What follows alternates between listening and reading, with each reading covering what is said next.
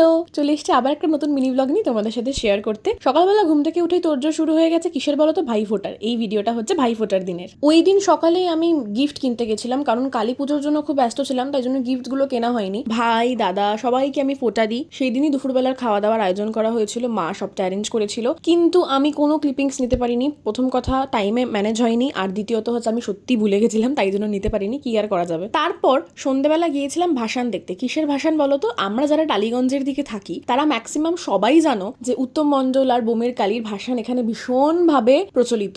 So সেখানেই গিয়েছিলাম প্রত্যেকবারের মতন এবারও। আর ওখানে ছিল হচ্ছে ক্রাউড, মানে আনএক্সপেক্টেড ছিল আমার কাছে যে এতটা ক্রাউড হতে পারে। মানে যত রাত হচ্ছিল তত ক্রাউড বাড়ছিল। সো যেহেতু জানতে পারলাম যে আরেকটা ভাসান আসতে চলেছে, তাই জন্য ওয়েট করে গিয়েছিলাম সবাই। আর এখানে চলছিল ডিজে, তাই নিজেকে সামলাতে পারিনি, তাই আমি আর ভাই দুজনেই নাচতে শুরু করে দিয়েছি। তো আজকের ব্লগটা এতটুকুই। অবশ্যই জানিও কেমন লাগলো। দেখা হচ্ছে নেক্সট মিনি ব্লগে। আমাদের সাথে টাটা।